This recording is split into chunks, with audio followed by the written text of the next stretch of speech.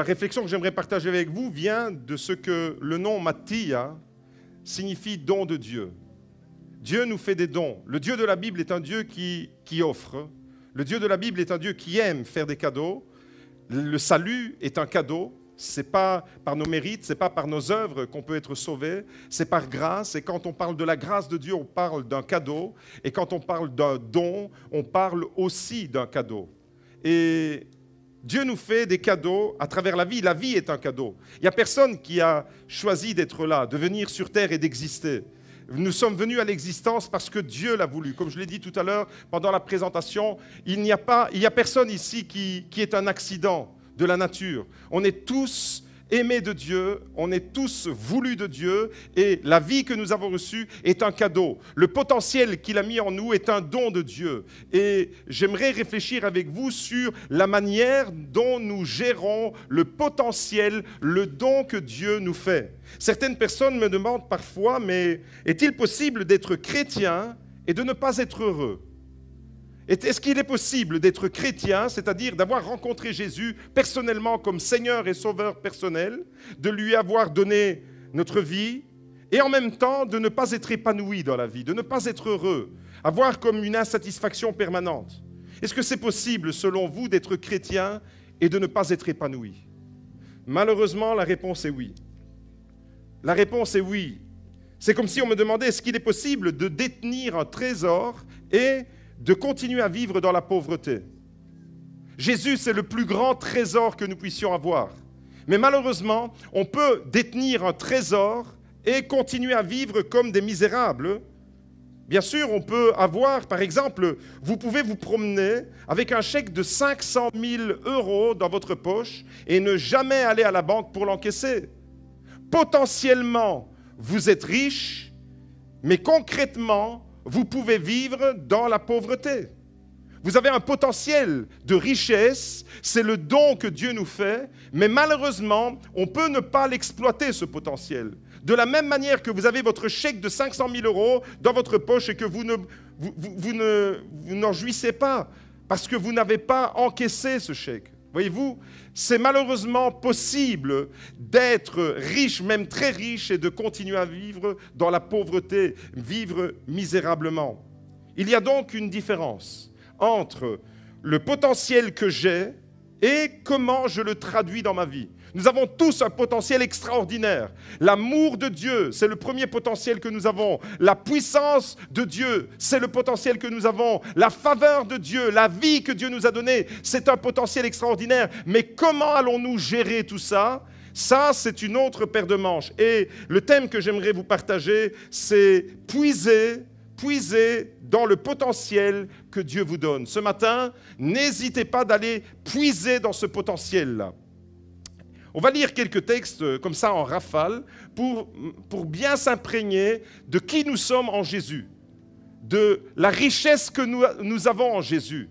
Et la vie chrétienne, c'est de vivre à partir de ces trésors que nous pouvons trouver dans la parole de Dieu. Premier texte, Éphésiens chapitre 1, nous dit, c'est la full bénédiction, c'est la bénédiction totale, pleine. Béni soit le Dieu et Père de notre Seigneur Jésus-Christ qui nous a bénis de toute bénédiction spirituelle dans les lieux célestes en Christ. Regardez ce que j'ai souligné, toute bénédiction. Il y a la totalité des bénédictions qui sont déjà pour vous. Elles sont accessibles. Ce n'est pas parce qu'elles sont accessibles que vous allez y puiser. Et le défi ce matin que je vous lance, c'est que vraiment vous puissiez prendre toujours plus conscience du privilège extraordinaire que nous avons, du don que Dieu nous fait, du Mattia, du don de l'Éternel que Dieu nous fait. Colossiens chapitre 2, verset 9. Full plénitude, c'est toujours en plénitude que Dieu agit dans nos vies. En lui, c'est-à-dire en Jésus, habite corporellement toute la plénitude de la divinité et vous avez tout pleinement en lui. Vous avez vu la ressemblance avec le premier texte? On parle de la totalité. En Jésus habite toute la plénitude de la divinité, mais en lui, nous avons accès à toute cette plénitude-là. Nous avons accès à la richesse la plus extraordinaire qui peut exister dans l'univers, la plénitude de Dieu qui est accessible à travers Jésus. Philippiens chapitre 4, verset 13, c'est le full potentiel aussi. Vous connaissez tous ce verset que j'appelle la vitamine P413. Et qu'est-ce que c'est bon d'aller puiser chaque matin la vitamine P413. Mon Dieu pourvoira à tous vos besoins. Non, je puise tout. Pardon, c'est Philippiens chapitre 4, verset 13. Je puise tout par celui qui me fortifie. Je puis tout, c'est-à-dire il n'y a rien qui me soit impossible. Je peux agir. Philippiens chapitre 4, verset 19. Mon Dieu pourvoira à tous vos besoins. Vous avez remarqué, c'est chaque fois la totalité. Dans un verset, il est question de toute la plénitude. Dans l'autre verset, il est question de tout pleinement. Ici, il est question de tous nos besoins. Mon Dieu pourvoira à tous vos besoins selon sa richesse avec la gloire en Christ Jésus. Vous imaginez avec quoi on peut vivre? On peut vivre vraiment de toutes ces richesses extraordinaires. Romains chapitre 8, verset 28, une foule destinée, une destinée pleine. Tout concourt au bien de ceux qui aiment Dieu. Tout, absolument tout. Il n'y a aucune situation dans notre vie qui échappe à Dieu. Toutes les situations, toutes les circonstances, les moments heureux comme les moments malheureux, Dieu utilise chaque étape, chaque situation particulière de notre vie pour accomplir son dessein, sa volonté dans notre vie. Même les moments qui nous font pleurer aujourd'hui, Dieu peut les utiliser pour nous restaurer, nous relever, nous fortifier, nous bénir et nous mettre debout et nous propulser dans la vie demain. Et Dieu se sert de l'épreuve que tu traverses aujourd'hui. Tout concourt au bien de ceux qui aiment Dieu. La condition, c'est que tu sois quelqu'un qui aime Dieu. Tout concourt au bien de ceux qui aiment Dieu. Si ce matin, il y a quelqu'un dans cette église qui aime Dieu, j'aimerais lui dire, de la part de Dieu, que Dieu utilise l'épreuve que tu traverses maintenant pour te bénir, pour qu'il t'assure un avenir glorieux. Tout concourt au bien de ceux qui aiment Dieu et de ceux qui sont appelés selon son dessein. Ça veut dire que Dieu a un projet. Ça veut dire que Dieu, il regarde ta vie, il dit, j'ai un projet pour toi, j'ai quelque chose de merveilleux et je vais utiliser toutes les étapes, toutes les situations que tu traverses pour te bénir et pour te propulser. Vous imaginez avec quoi on peut vivre? Quel potentiel, j'ai envie de dire, waouh, quel potentiel, quelle promesse, quelle vie glorieuse en perspective pour chacun d'entre nous. Tout ce que nous venons de lire est accessible pour chaque chrétien. Il ne faut pas suivre un cours de théologie pour s'approprier ça. Il suffit d'ouvrir son cœur par la foi et de dire « Jésus, je viens puiser dans ces merveilleuses paroles. » Tous ces versets nous disent combien nous pouvons vivre dans la richesse. Mais si nous n'allons pas puiser dans ces promesses, nous sommes potentiellement riches, mais nous pouvons continuer à vivre misérablement. Nous pouvons avoir un chèque de 500 000 € et ne jamais l'encaisser et devoir faire la rue et aller dormir sous un pont. Vous comprenez le contraste, la différence qu'il y a entre la plénitude que nous avons et comment nous la gérons, le potentiel que nous avons et ce que nous en faisons. Je suis un enfant de Dieu. Dieu m'a offert son pardon, il m'a offert son salut, il m'a offert son amour, il m'a révélé son amour, il a construit mon identité. Je suis un enfant de Dieu et il est hors de question que je me prive de toutes ces richesses. Est-ce que tu peux le dire avec moi? Je suis un enfant de Dieu et il est hors de question que je me prive de toutes ces richesses, de toutes ces vérités que je peux avoir gratuitement. C'est un don de Dieu, c'est un Matthias. Matthias, don de Dieu. Dieu nous fait tous ces cadeaux. Le Dieu de la Bible, c'est un Dieu qui aime faire des cadeaux. Ça n'a rien à voir avec Papa Noël. C'est un Dieu qui nous offre en abondance la vérité, l'amour et sa présence plus que tout. Alors oui, je suis un enfant de Dieu. Est-ce que ce matin, tu peux le dire avec moi? Je suis un enfant de Dieu et il est hors de question que je vive comme un misérable. Je veux vivre à la hauteur des promesses de Dieu. Et les promesses de Dieu, c'est la plénitude, c'est la totalité. C'est « je puis tout par celui qui me fortifie ». Dieu pourvoira à tous mes besoins. Je vis en fonction de cela. Je vis en fonction de ce que Dieu dit dans sa parole. Parce que sa parole est oui et amen. Sa parole est la vérité. Est-ce que vous êtes d'accord avec ça? Alors nous vivons en fonction de ce qu'elle révèle dans nos vies. Mais alors, la question qui se pose ce matin, c'est pourquoi? Pourquoi certains chrétiens ne sont-ils pas épanouis? Si nous avons accès à toutes ces choses, nous avons accès à un trésor infini. L'amour de Dieu, c'est un trésor infini. Pourquoi? Pourquoi est-ce qu'on peut être chrétien, sincèrement chrétien, et il ne s'agit pas de ne pas être sincère ici, on peut être sincèrement chrétien et malgré tout ne pas être heureux dans notre quotidien, malgré tout ne pas être épanoui dans notre vie de tous les jours. Pourquoi? Où est l'anomalie? Principalement pour deux raisons. Premièrement, je peux avoir un problème à cause de mon identité que j'ignore. C'est une question d'identité. L'écran va apparaître. Identité, c'est un problème d'identité. Je ne sais pas qui je suis en réalité. Et parce que je ne sais pas qui je suis, eh bien je passe à côté de ce que Dieu m'a déjà offert.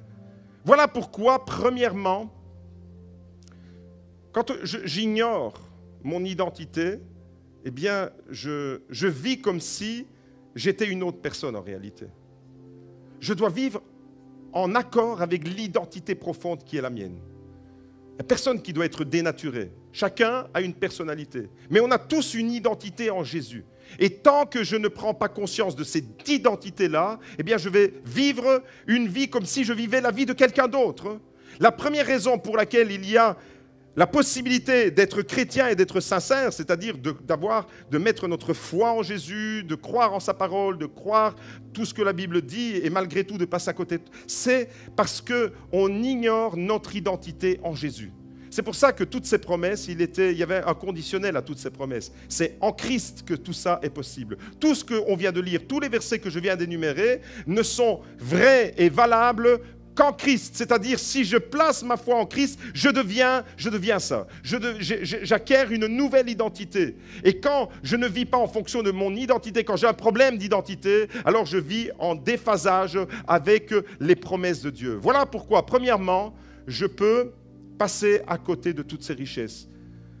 Deuxièmement, je peux passer à côté de toutes les richesses de Dieu parce que j'ignore le potentiel qu'il y a. Le potentiel qu'il y a dans les promesses de Dieu. Le potentiel que Dieu a mis en nous. Quand je regarde chacun d'entre vous, je vois un potentiel extraordinaire que Dieu a posé sur chaque personne. Mais on peut avoir un potentiel extraordinaire. Un potentiel, c'est un cadeau, c'est un mati. Je peux avoir un cadeau de Dieu, un potentiel extraordinaire, et ne rien en faire de ce potentiel. Je peux être doué pour la musique, et rester chez moi et ne jamais jouer de mon instrument. J'ai un potentiel, mais je ne m'en sers pas.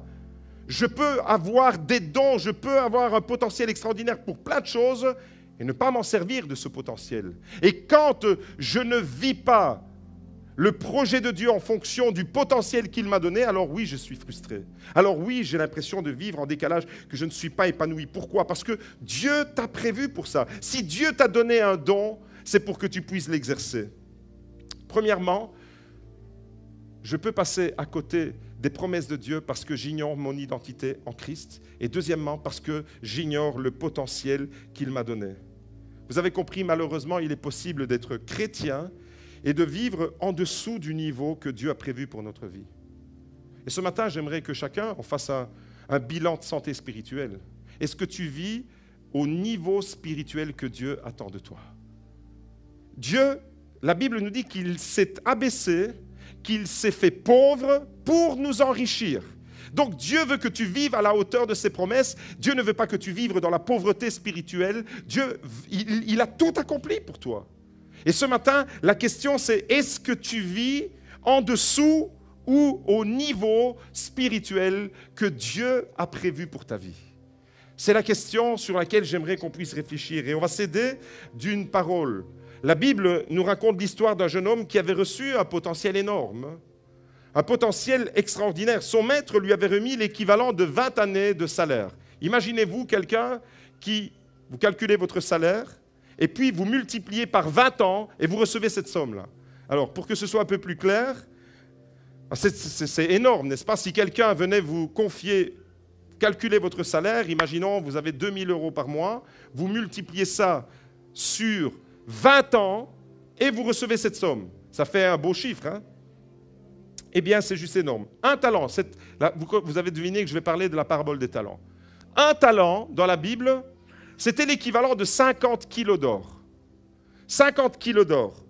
Aujourd'hui, un lingot d'or, ça vaut plus ou moins 35 400 €.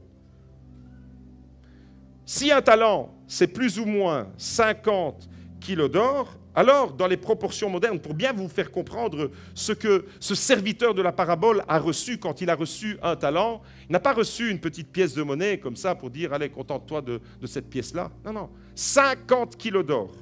Dans les proportions actuelles, Un talent serait l'équivalent de 1 770 000 euros. Voilà ce que cet homme a reçu, de façon quantifiable. Un talent, 50 kilos d'or, équivaut plus ou moins pour nous aujourd'hui, c'est comme si quelqu'un nous remettait la somme de 1 770 000 euros. Malheureusement pour lui, pour ce serviteur, il n'en a rien fait. Il a reçu un talent, il a reçu un potentiel, il a reçu quelque chose d'extraordinaire. Ce n'était pas rien du tout, celui qui a reçu un talent. Il a reçu 20 ans de son salaire. C'est hallucinant. Et pourtant, la Bible nous dit qu'il n'en a rien fait. Il est passé à côté.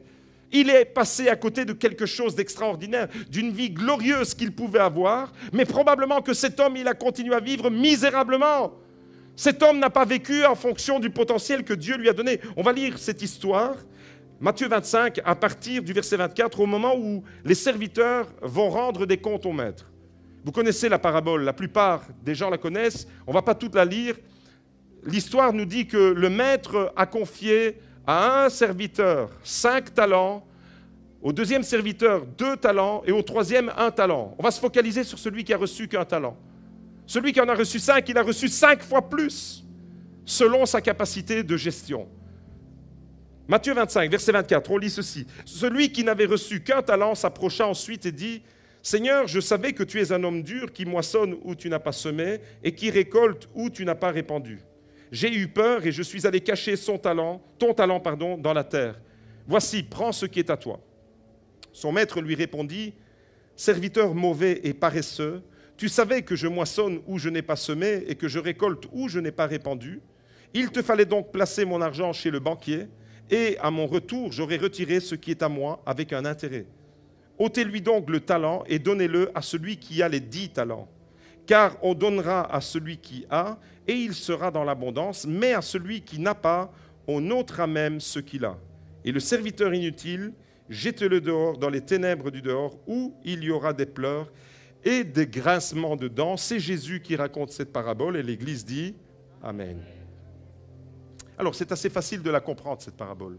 Il ne faut pas être un ingénieur pour comprendre cette parole. Il ne faut pas être un théologien, il ne faut pas avoir fait des hautes études pour comprendre cette parabole. Le maître représente Jésus dans la parabole. Le talent représente le potentiel qu'il nous a donné. Et nous pouvons nous identifier avec le serviteur. Et tous autant que nous sommes ici, nous avons reçu au minimum un talent. Et un talent, ce n'est pas peu. Un talent, c'est votre vie. Ça, c'est le talent principal que vous avez reçu. Le drame pour ce serviteur, parce que c'est vraiment dramatique, l'issue, la fin de l'histoire pour ce serviteur, elle est vraiment dramatique. C'est qu'il va lui être retiré le talent qui lui avait été confié. Et vous avez vu comment ça se termine. Le serviteur inutile, jetez-le dehors dans les ténèbres du dehors, où il y aura des pleurs et des grincements de dents. Et retirez-lui son talent et donnez-le à celui qui en a 10. Qu'est-ce qui en a 10 ? Ben, celui qui en avait 5 et qui l'a fait fructifier fois 2. Le drame pour ce serviteur, c'est qu'il ne connaît pas son maître. Parce qu'il ne connaît pas Dieu. Ça, c'est vraiment le problème majeur de ce serviteur. Il a des idées préconçues sur le maître. Tu es un maître dur, tu es un maître qui moissonne où tu n'as pas semé, et j'ai eu peur. Voilà la relation qu'il entretenait avec son maître. Une relation où il ne connaît pas Dieu, parce que le maître représente Dieu dans la parabole, et en même temps, sa motivation, c'était la peur. Il agissait dans la vie par la peur. J'ai eu peur, verset 25. C'est la peur qui le motive. Et la peur est la pire des conseillères. Si dans ta vie chrétienne, dans ta vie familiale, dans ta vie professionnelle, tu es gouverné par la peur, tu vas certainement échouer. Tu vas certainement te retrouver, tu vas certainement buter contre des situations qui ne te permettront pas de t'épanouir. Parce que la peur est un sentiment qui est né dans la Bible. Au moment où dans le jardin d'Éden, Adam et Ève avaient fauté, et à ce moment-là, nous dit la Bible, pour la toute première fois où le mot peur apparaît, c'est quand Dieu vient à la rencontre. Il vient rencontrer Adam et Ève qu'il avait créés, il les avait bénis, il leur avait donné un potentiel extraordinaire. Il y avait un matia là pour eux, il y avait un don de Dieu dans le jardin d'Éden. Dieu les avait bénis de toute bénédiction. Mais Adam et Ève sont sortis du plan de Dieu, et quand il est sorti du plan de Dieu, qu'est-ce qui s'est passé ? La relation avec Dieu a été dénaturée. Adam a eu peur. Dans le jardin d'Éden, alors qu'il était épanoui avec Dieu, alors qu'il pouvait jusque-là jouir d'une vie de bénédiction, il y avait une harmonie, il y avait une osmose, c'était magnifique. Est-ce qu'on peut s'imaginer, même si on se l'imagine, on ne peut même pas réaliser 1/10 du privilège qu'Adam avait avant d'avoir fauté, avant d'avoir péché, de cette communion parfaite avec Dieu. Mais quand il a fauté, quand il a désobéi à la parole de Dieu, il y a un sentiment qui a pénétré dans son cœur. C'est le sentiment de la peur.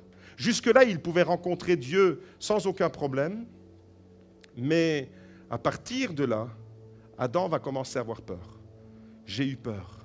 Et il se cache derrière les arbres du jardin.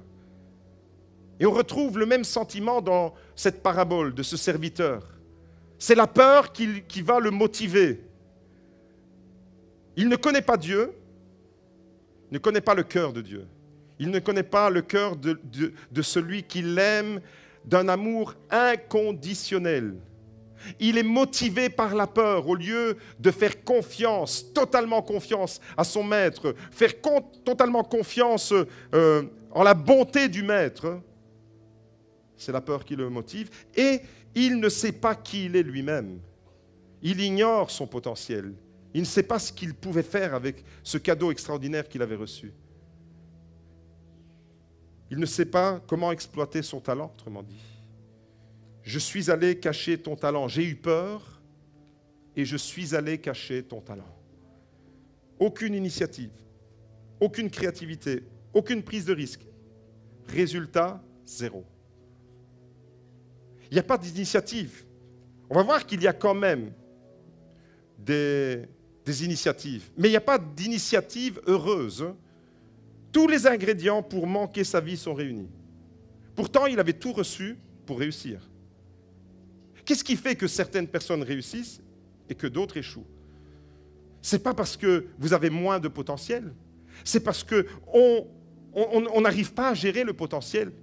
Et on n'arrive pas à gérer le potentiel parce qu'on ne connaît pas Dieu, parce qu'on ne se connaît pas soi-même, et on est motivé par la peur au lieu d'être motivé par la confiance. Vous avez compris que cet homme dans la parabole, potentiellement, il était riche. Il était même très riche. Il a reçu d'un coup 1 770 000 €. 50 kilos d'or, un talent, c'était ça. Potentiellement, il devient riche d'un coup, mais dans les faits concrets, cet homme, sa vie a continué jusqu'au moment où le maître revient. Il a continué à vivre misérablement, motivé par la peur, et il a multiplié les erreurs. Pourtant, il avait fait des efforts. Il avait fait des efforts, il avait déployé un certain nombre d'actions pour aller cacher son talent. Parce que si vous imaginiez jusque-là que le talent était une petite pièce de monnaie, vous n'avez pas de mal à cacher une petite pièce de monnaie dans un tiroir ou quelque part. Mais enlevez-vous l'idée que cette parabole parle d'une petite pièce de monnaie, vous devez vous imaginer 50 kilos d'or. Ça devait être une brouette. Je ne sais pas, moi, 50 kilos d'or, on déplace ça avec une brouette, non? Même dans un sac, ça devient lourd de transporter 50 kilos d'or. Donc, il a quand même fait des efforts inutiles, mais il a fait des efforts. Il s'est fatigué pour transporter son talent, pour aller creuser. Il a travaillé, il a dû prendre une bêche avec lui. J'imagine ce gars prendre une brouette, prendre ses 50 kilos d'or, prendre Nazapa, une bêche, partir dans un champ où il n'y avait personne, partir peut-être pendant la nuit et cacher, enterrer les 50 kilos. On n'enterre pas 50 kilos d'or comme on enterre une petite pièce, vous êtes d'accord avec moi? Donc il a fait preuve d'imagination, il a creusé, il s'est fatigué, il a travaillé, et puis il a caché 50 kilos d'or, tout ça pour rien. Et des fois, voyez-vous, on ressemble à cet homme. On déploie un certain nombre d'énergies impressionnantes pour rien. Pour rien parce qu'on est en train de se fatiguer, on est en train de travailler, on est en train d'user les ressources que Dieu nous a données, mais ce n'est pas rentable pour son royaume. On n'a rien gagné de plus après tous les efforts qu'on a accumulés. Les amis, ce matin, j'aimerais vous dire, vous avez reçu un talent énorme, tous autant que vous êtes, et vous qui entendez ce message sur Internet, vous avez reçu un talent énorme, et ce talent, c'est votre vie. Faites-en quelque chose pour la gloire de Dieu. Vous avez reçu de Dieu. Vous avez Matia. Vous l'avez. Chacun de nous a un Matia en lui-même. Nous avons reçu le don de Dieu. Et le don de Dieu, c'est une richesse extraordinaire. La vie que Dieu nous donne est une richesse extraordinaire. Alors, faites-en quelque chose. Parce qu'un jour, j'aurai des comptes à lui rendre du talent qu'il m'a donné, du Matia qu'il m'a confié. Parce que le don, voyez-vous, il nous le donne, mais on a des comptes à rendre. Vous avez reçu un potentiel extraordinaire. Investissez-le. Cet homme n'a rien investi pour la gloire de Dieu. J'aime une histoire que je raconte souvent. Certains l'ont déjà entendue, d'autres peut-être pas, et je vais la raconter ce matin. C'est une vieille histoire, une histoire fictive qui nous raconte, c'est une légende indienne, qui raconte qu'un homme un jour se promène dans les champs et là il trouve un œuf d'aigle. Et bon, cet homme c'était un fermier, il avait des poules, il ne savait pas quoi faire avec un œuf d'aigle, donc il prend son œuf et il le met dans le poulailler. Et voilà qu'un jour l'aiglon va naître. Et il va naître, cet aiglon, au milieu d'une portée de poussins. Et voilà que l'aiglon va grandir, va voir le jour et va grandir au milieu des poussins qui deviennent des poulets et qui deviennent des poules. Et toute sa vie, cet aigle va faire ce qu'une poule fait. Au lieu de voler majestueusement dans les airs et de se laisser emporter par les courants d'air chaud, il va caqueter par terre et il va imiter les poules. Il va essayer de voler et puis les autres poules lui diront « laisse tomber, c'est pas pour nous ça ». Et donc il va arrêter d'essayer de voler parce qu'il va croire qu'il est une poule. Et toute sa vie, il croit qu'il est une poule et les autres poules se moquent de lui parce qu'il était bizarre, il n'était pas tout à fait comme les autres poules dans le poulailler. Et un jour, cet aigle voit un autre aigle majestueux dans le ciel et il regarde « waouh, qu'est-ce qu'il est beau !» Et tu as la mère poule qui s'approche et qui lui dit « ne te permets pas de rêver, ça c'est un aigle, mais toi tu es une poule et tu es même bizarre comme poule. » Et cet aigle a continué à vivre comme une poule, misérablement, jusqu'au jour où il est mort, comme une poule. C'est triste, hein? Cet aigle avait potentiellement tout pour être un aigle, mais dans la vie concrète, il est resté comme une poule. Malheureusement, voyez-vous, c'est vraiment triste cette histoire parce qu'on peut s'identifier avec ça. C'est triste de vivre et de mourir comme une poule alors qu'on est destiné à être un aigle. Vous imaginez à côté de quoi il est passé et toute sa vie il a vécu là dans une basse-cour avec les autres poules à faire alors qu'il aurait pu voler majestueusement. Potentiellement, il avait tout pour être un aigle, mais concrètement, il est passé à côté de sa vie. Et ce matin, j'aimerais te dire de la part de Dieu que le potentiel que tu as reçu, c'est plus que le potentiel d'un aigle. C'est le potentiel en Jésus-Christ. C'est le potentiel du don du Saint-Esprit que tu as reçu. Et tu peux vivre à la hauteur des standards de Dieu.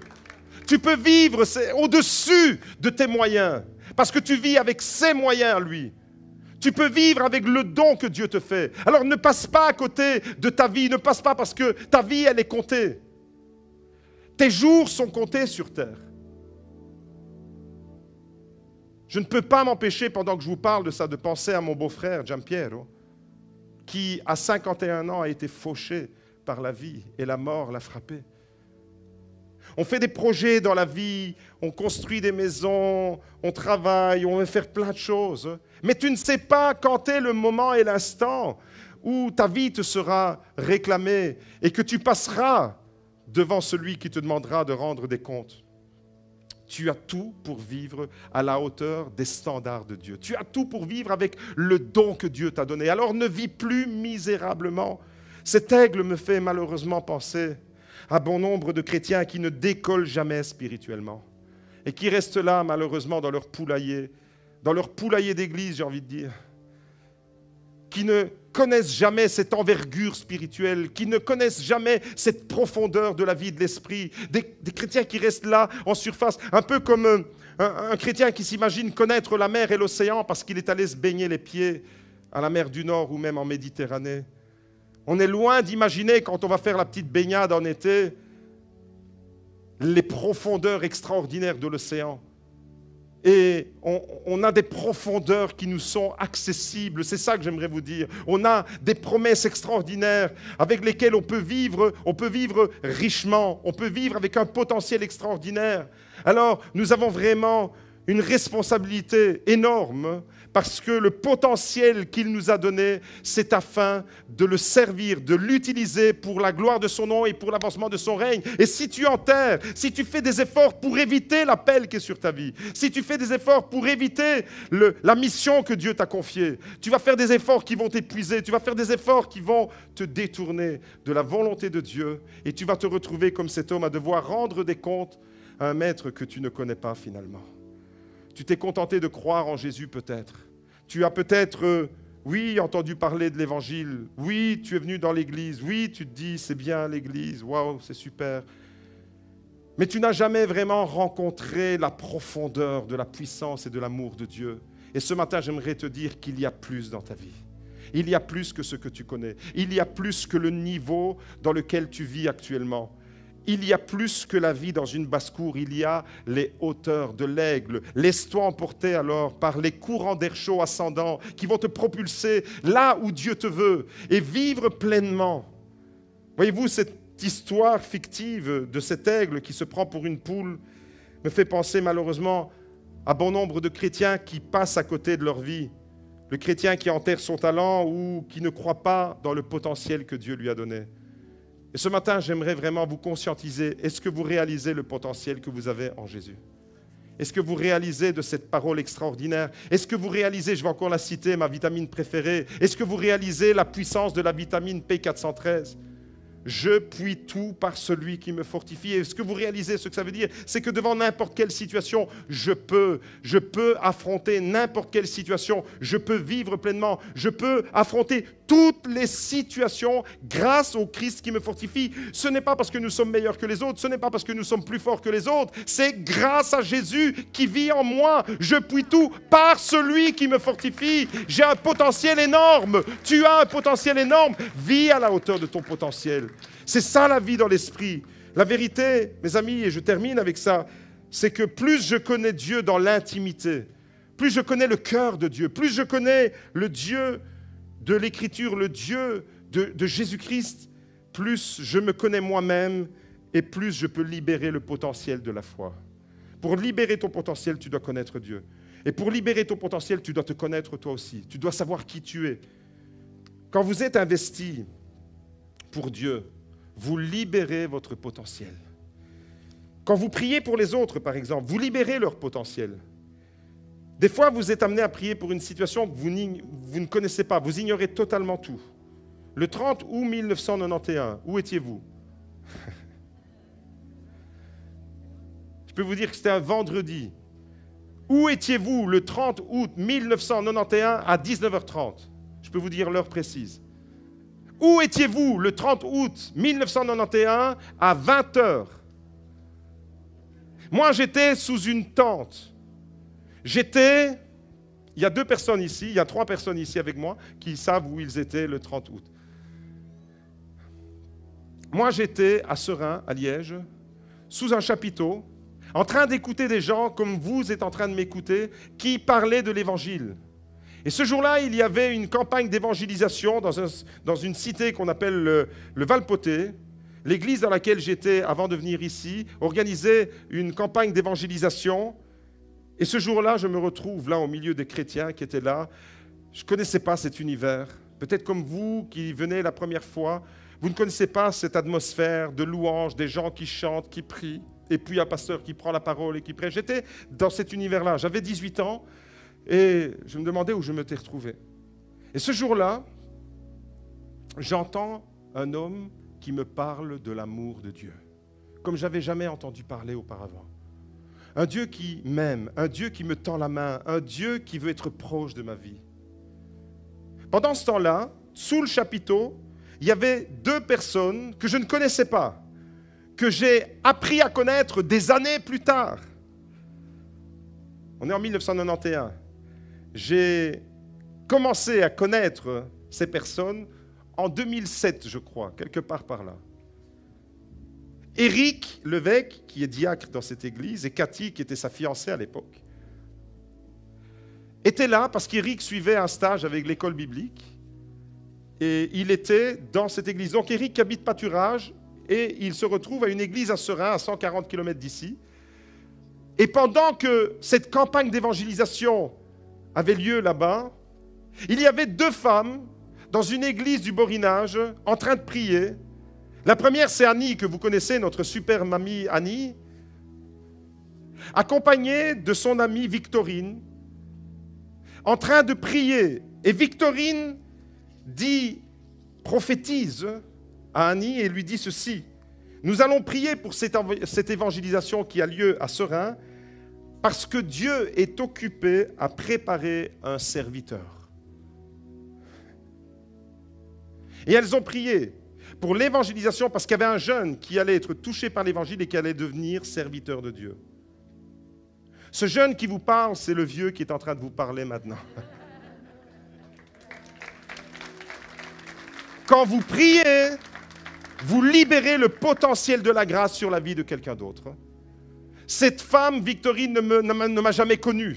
Mais dans l'esprit, elle l'a communiqué à Annie. Et c'est seulement des années plus tard, il y a quelques années à peine, qu'Annie me dit: mais tu sais, cette campagne d'évangélisation où tu t'es converti à Jésus, tu t'es donné à Jésus. J'étais en train de prier à Victorine, elle me raconte l'histoire. Et là, j'ai été complètement subjugué. J'ai été: waouh!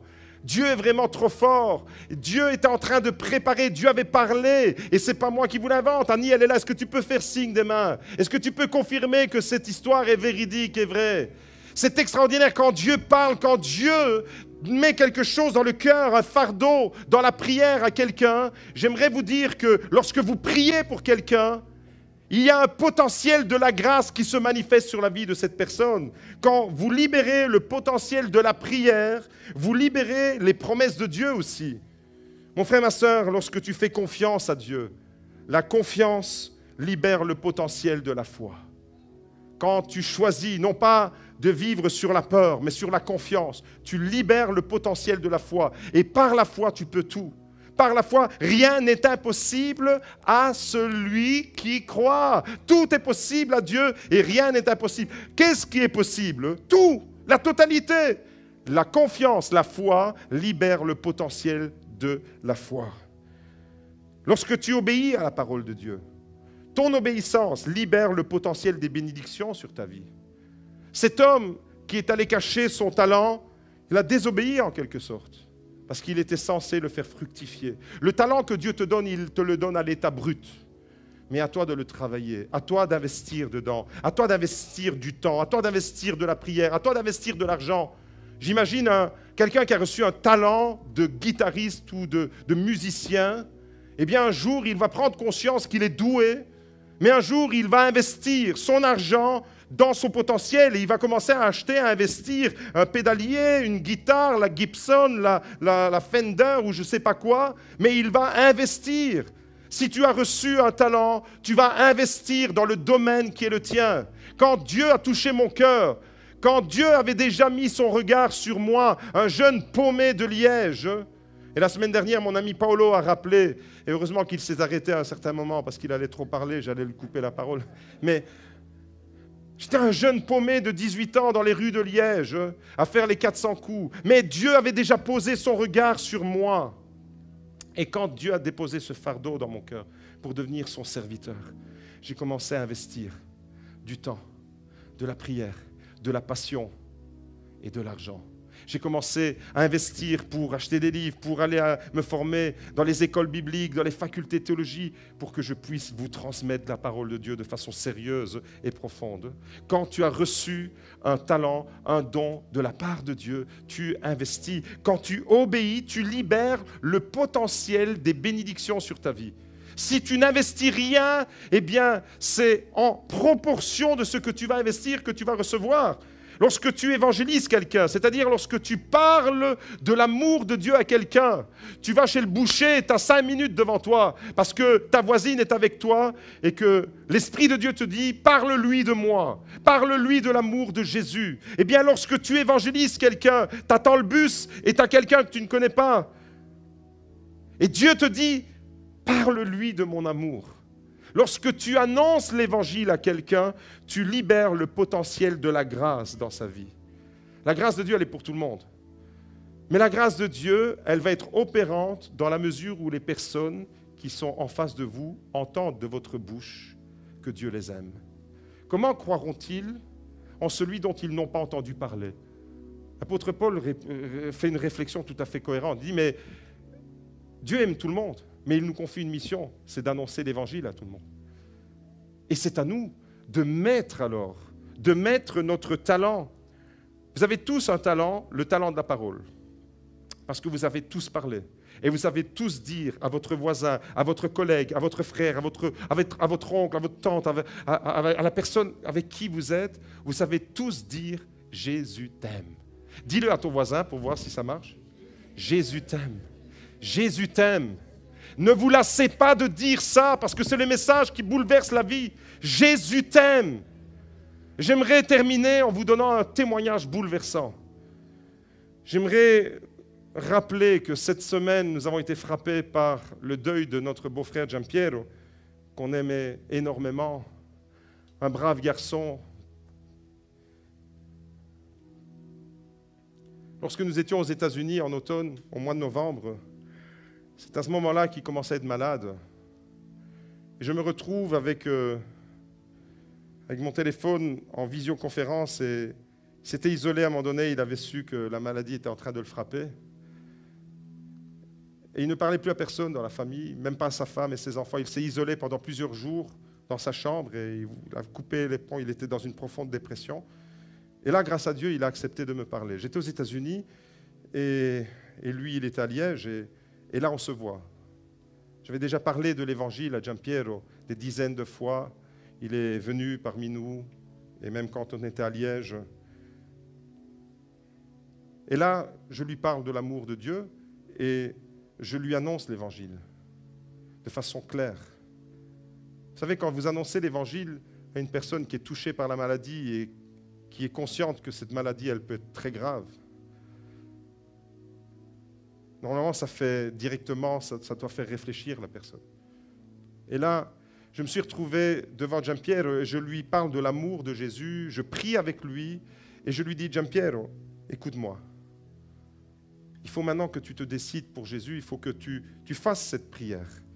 Il faut que tu mettes toute ta confiance en Jésus, parce que c'est Jésus qui est mort sur la croix pour toi, c'est lui qui a tout porté, il a porté tes péchés, je lui ai annoncé l'Évangile, et puis je prie avec lui, mais ça s'arrête là. Le temps passe, on est aux États-Unis, on revient, et sa maladie ne faisait que gagner du terrain. On était allé à Liège, j'espérais le voir seul, mais la grande famille italienne fait que c'est presque impossible de voir quelqu'un seul. Parce qu'il y a toujours quelqu'un qui traîne dans la maison, etc. Et donc, je suis allé à Liège il y a quelques semaines en arrière, frustré de ne pas avoir pu le rencontrer seul et discuter avec lui sérieusement. Sa maladie commençait à gagner du terrain jusqu'à la semaine dernière où je vous ai demandé de prier pour lui parce que son état était vraiment très très grave et très avancé. Il est sorti, il est rentré à l'hôpital et sur les derniers moments de sa vie, il a même fait un AVC à l'hôpital. Il était soigné pour un cancer et en pleine hospitalisation, il fait un AVC, paralysé de tout le côté gauche et l'AVC fait qu'il devient aveugle. Et il est là et ensuite, on nous informe que Giampiero était sur sa fin. Avec mon épouse, on part directement sur Liège. Je demande à quelques frères et sœurs de l'Église, on a un groupe WhatsApp et Messenger de prière, je dis, priez pour Giampiero, priez pour nous. J'espère que Dieu puisse ouvrir une porte pour que je puisse prier avec lui et qu'il soit encore conscient que je puisse vraiment l'amener à l'Évangile. L'importance d'amener quelqu'un à l'Évangile. Et donc, on se met en route et quand on arrive là-bas au CHU de Liège, malheureusement, Giampiero était déjà dans un état inconscient et ne s'est plus jamais réveillé.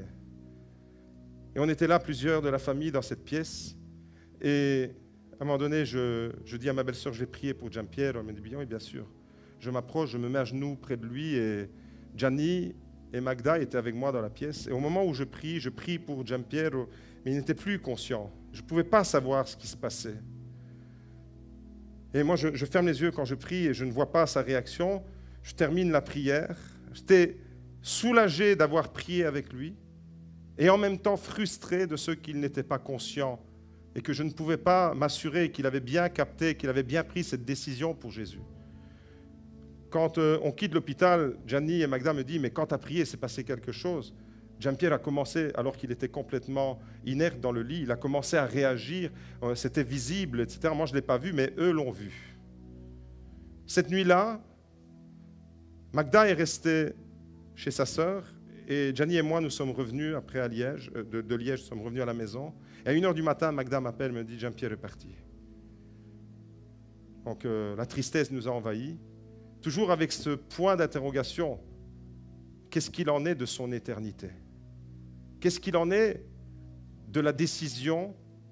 Est-ce qu'il a vraiment pris une décision pour Jésus, oui ou non? Et donc on était vraiment triste et bouleversé.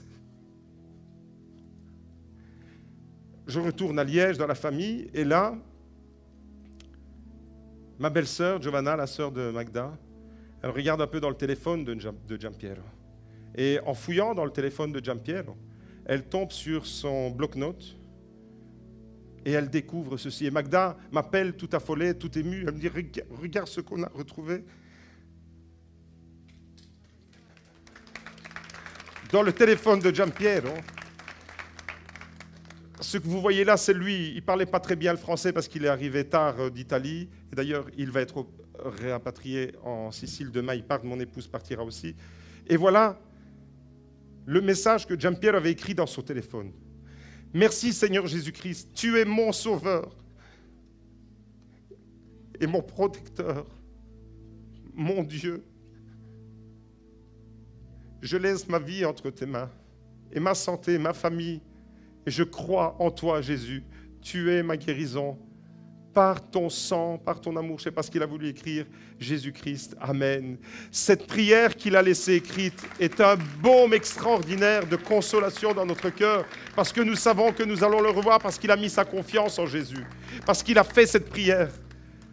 Le potentiel d'une prière que vous faites même quand vous ignorez tout, ça c'est le clin d'œil que Dieu nous a permis de recevoir de sa part. Alors qu'on était bouleversés, alors que la tristesse était là, alors qu'il y a une tristesse du détachement, mais il y a plus que ça. Quand une personne meurt, il y a l'enjeu de l'éternité. N'hésitez jamais de parler de l'amour de Dieu parce que vous ne savez pas le potentiel que vous déployez dans la vie des gens. Et lorsque j'étais aux États-Unis en train de parler avec Giampiero, et lorsque je lui ai dit comment il devait prier, qu'il devait arrêter de prier Marie, les saints, les statues et tout ce qui est, tout le folklore qui tourne, mais que le seul qui pouvait entendre sa prière, c'était Jésus-Christ, je ne savais pas dans mon cœur, mais Giampiero avait déjà pris cette décision et il a écrit cette prière. J'aimerais vous dire ce matin, ne sous-estimez jamais une prière que vous faites envers qui que ce soit. Parce que lorsque vous priez, vous déployez le potentiel de la bénédiction dans la vie de cette personne. Comme Victorine et Annie, qui sans me connaître, à pâturage, étaient en train de prier pour un jeune que Dieu allait lever pour le faire devenir son serviteur. Ils ont prié, elles ont prié et elles ont déployé le potentiel de la bénédiction. Et lorsque tu pries pour quelqu'un, lorsque tu annonces l'amour de Dieu à quelqu'un, tu déploies un potentiel extraordinaire dans sa vie. Alors j'aimerais vous dire ce matin, vivez à la hauteur du potentiel de Dieu. Le don de Dieu est extraordinaire. Ne sous-estimez rien de la part de Dieu. Vivez à la hauteur des standards de Dieu. Vivez le don. Vivez-le avec passion. La vie est courte, les amis. Vous ne savez pas combien de temps Dieu vous donne à vivre encore sur terre. Vivez chaque moment précieusement. Savourez la vie que Dieu vous donne maintenant. Et préparez-vous pour demain, parce que c'est un demain qui ne finit jamais avec Jésus. Est-ce qu'on peut se lever? Est-ce qu'on peut prier ensemble? Le groupe de prière va venir me rejoindre, le groupe de louange. Merci Seigneur. Ce matin, il y a une parole que quelqu'un a dû entendre pendant ce message. J'aimerais te donner la possibilité, à toi qui peut-être jusqu'à maintenant, tu te dis, oui, j'ai cru en Jésus, j'ai toujours cru en Jésus, mais je me suis éloigné de lui.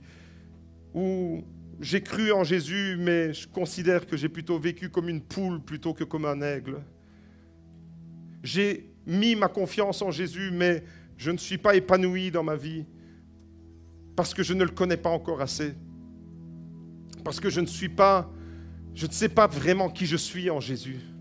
Ce matin, si tu veux aller plus loin avec Jésus, si tu veux vraiment savourer le moment, l'instant que Dieu te permet de vivre maintenant, réalise la puissance qu'il y a dans le potentiel de la prière, la puissance qu'il y a dans le potentiel de la foi.